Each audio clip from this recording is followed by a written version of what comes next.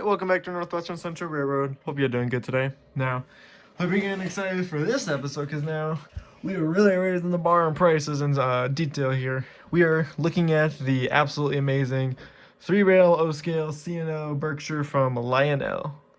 So I have no idea what the history on this engine is, so I'm just going to go into this model here. This is a Lionel model from, I believe, 2009 or 2010, so this is definitely a bit older. This is, I think this is one of the last engines, or one of the more recent engines before the introduction of legacy rail sound, so this does have some really good features on here. So this engine is packed with die-cast metal construction, operating headlight and marker lights, no tether. I'll get into that later. Command control, so TMCC here. We also got Rail Sounds 5 on this thing, and we have such more amazing features to go over. So this is a little bit harder of a sell for some people because obviously since this is a full-scale, highly detailed model, this is going to be a lot more pricey for some people, and that's totally fine. We all got our certain types of cup of tea. You don't have to go like breaking the bank just to get a really high, expensive model. If you saw in the previous video where I looked at the Lionel Yellow Belly Hudson, that was not too expensive. A little pricey, yes, but still jam-packed with fun, detail, and operation.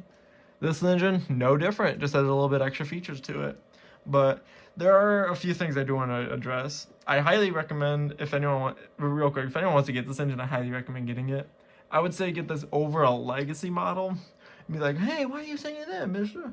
Well, because, in my opinion, you'll kind of lose a few features when you get a legacy steam engine from like the past 10 to 15 years, because not a lot of them have a lot of the cool features that everyone remembers, because a lot of these engines, as like TMC ones, you get road specific dialogue, you get really interesting sound systems on here, highly detailed engines or whatever. But with the legacy engines, all you just get is really good detail. If you get a steam engine, you get the whistle steam smoke effect. And that's pretty much it. There's nothing really too special about those. So that's why I always love to get older TMCC models, and this is no different. Alright, so I'm just going to start with the detail here because I want to focus more on the sound effects on this engine and detail. So at the front of the engine, we got some really nice grab iron detail here. We got a scale coupler here up front. And if you want one package original with this engine, you can also fit a dummy O-gauge coupler on here if you want to double head the engine in any sort of lash up configuration. Then we got a really nice marker light, lighted number boards, bell here. It doesn't do anything, it just does swing. Operating marker lights.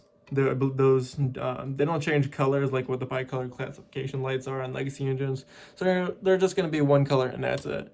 Got some really nice rivet detail here, and you can actually swing the boiler open if you want to retrofit this engine with a Mars light or just do maintenance on the headlight. Here we are at the side of the engine. We got the really nice detailed lead truck here. Then we go down to the boiler chest here, or steam chest right here. Then we get to the really big drive wheels with really good separately applied detail. Then we got the trailing truck. Then we got I think there's supposed to be like some brake cylinder there or something, I'm not sure though. And then on top, the detail gets even better with some really nice, highly molded in die-cast metal. Then we got a little builder's plate here that says Lyman Locomotive Works, and then October 1967. I think that's 47, actually. I may be wrong about that though. It's really small. Then we got a whistle, which actually has a little string or a metal string attached that goes all the way to the cab. Then we got the really nice painted running board here, all completely white. And then we got the grab irons here as well, so it's all completely black. And then moving back to the firebox area, really nice firebox detail, lots of rivets and piping there, as well as the cab having a really nice heat. I don't think it's heat stamped. I think it's just like whatever type of stickers or some type of heating material that they use to stamp the lettering. But it's really nice 2699 there, as well as a really nice yellow being cabbed. Here we are at the top of the engine here. We got some still really nice detail here. We got the sand dome here. We got more things here. We got some steam valves here, no pop-off steam valve effect. Some more nice piping, and then you can remove the flap here. Yay! Finally, we can remove the cab flap, so we can get more smoke out of there if this was a real steam engine. Then we got a nice smokestack, more piping here. Really like the little red knobs on here. Very, very nice. And then moving on to right here, I don't know what that is, but it looks cool. Here we are at the cab detail here. We got some really nice smoke box detail here. Nice valves. You got the fire right there. This actually is all illuminated when you turn on the engine and get features going up in this, so it's really nice. There are cab crew figures on each side of the engine, and then we got the electrical connectivity for the new electronics of the wireless tether. But it's an older model of the wireless tether, so the new one that Lionel makes today looks a lot better. Moving on to the tender here, we got some still really nice heavy rivet detail here going all the way across the tender here. We got a really nice logo or crisp logo of CNO for Progress, as well as Chesapeake in Ohio. We got really nice die-cast metal trucks down here. Then we got a little toolbox here, all die-cast as well. Then we got the other 6-wheel truck here as well. Then we got some separately applied step ladders on all 4 sides, as well as some really nice iron detail. At the front of the tender, it's still got some really good detail here with the little plaque up here saying something. I don't know what it is. A good step plate here for coal operator to shovel some good coal. Good pipe there. I don't know what that is for though. And then we got the other end of the wireless tether, as well as some pretty good detail from what I mentioned earlier, the separately applied step irons, step ladders, and then we got some really nice iron bars as well. Here at the back of the tender here, we got a really nice operating backup light. We got some nice more details here, 2699, separately applied iron, big step iron here. Then we got more of the amazing grab iron detail, an operating electric coupler. We got like a little stamp here, which I really like, and gives them more detail. 22,000 gallons for the water is being held in here, as well as this weighing 22 tons. And then on the top of here, we got some adjustable flaps. And then this one is the master volume control, while this one has a little switch dial for it that changes the rail sounds to signal sounds. And the third one just doesn't have anything. Then you can close them up like that. They are spring loaded though, so it's really good. Then you got some separately applied irons here, or grab irons of some sort. Then we got a little ladder here leading up to the coal load, and the coal load is real coal. Here we are at the bottom of the tender here, still some, not really any detail at all. We got a little extra, I think that's a brake pipe there. Then we got the trucks here. Then we got really nicely stamped or shaded and part of the metal of the chassis, which is Lionel LLC logo, made in Korea. Got this hole for the speaker, as well as right behind it, the speaker. 2 pickup rollers, as well as the electric coupler back there, and the wireless drawbar. Alright, so this is the part everyone's been waiting for. We are going to do the demonstration run of the sound set on here with all of its amazing features. Since this is a little bit older, but still kind of recent, this is going to be Trainmaster Command and Control. So you can use your legacy remote if you want. It's up to you. I'm just using it for this demonstration. And you get some, I'll show off more details on this whatsoever coming up. But here we are with the running system with the power up. A little sound of the speaker here. And then there is no extended startup sequence since this is still a TMCC model with Rail Sounds 5, so let's just start her up. Here's the whistle, and this is a really good whistle. When it's going at a good fast pace, it's really nice.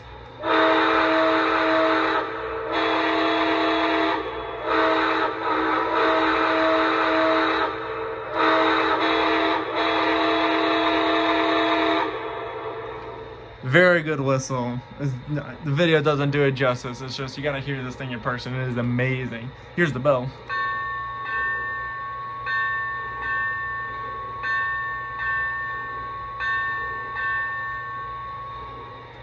Here is the sound of water being added to the tender, and you actually can hold down the button on the Legacy or TMCC remote if you want to extend the sound.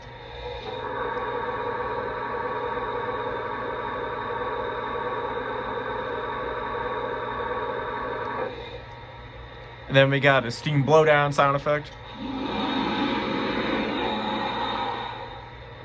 There isn't really too much there because all we got left are the crew talk and the tower comm. So this engine does actually have tower comm and crew talk, unlike the yellow belly, which just has blow down steam and a little steam hiss or whatever. I don't know what it is. So here's the several crew talk sound effects. Zeno 2699, standing by for clearance. Over. Zeno 2699, you are cleared outbound. You may proceed. Over. Zeno 2699, Roger, clear to depart. Over. Zeno 2699, standing by for track orders. Over. Zeno 2699, you are cleared outbound. You may proceed. Over. Chesapeake, Ohio 2699 here. We copy, dispatch. Clear to depart. Over. Chesapeake, Ohio 2699, standing by for track orders. Over. Zeno 2699, you are all clear ahead. You may proceed. Over. Chesapeake, Ohio 2699, Roger, clear to depart. Over.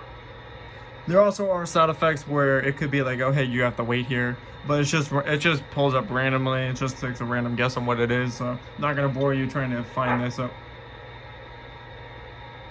I don't know what just made there. Here's the tower comm.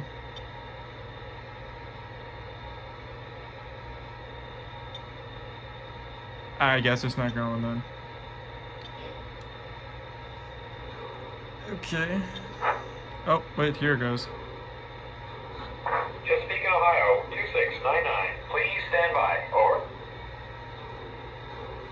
Roger, Zeno 2699 here, standing by for clearance. Out. It does take a sec for the tower comm to kick in. Zeno 2699, take the green. Over. We copy, dispatch 2699. Clear to depart, and probably will still make schedule. Over. Alright, so we're about ready to roll it out here now. I got a mix of more freight cars here that are like kind of prototypical, but it doesn't really matter. Now, since this engine is a lot more modern per se, this doesn't have a pull-more motor. It does have a flywheel motor, or at least a can motor, a better way to say it, with cruise control. So it's a lot better to control this engine, as well as it having a lot more pulling power, since it's more heavy and a more energy efficient motor. Here's also the sound of the electro coupler, but I'm not gonna pull the one in the rear because then it's connected to cars. So you can't operate the front coupler with just a sound effect. So you sound the exact same when you're doing it in the reverse, or you sound the rear of the tender, but it's just gonna activate the electric coupler. So let's get the all clear from the tower so we can go. Zeno 2699, standing by for clearance. Over. Chesapeake, Ohio 2699, you are clear ahead. You may proceed. Over. Chesapeake, Ohio 2699, we copy, dispatch. Clear to depart. Over. Alright, we got the all clear. Let's roll her out.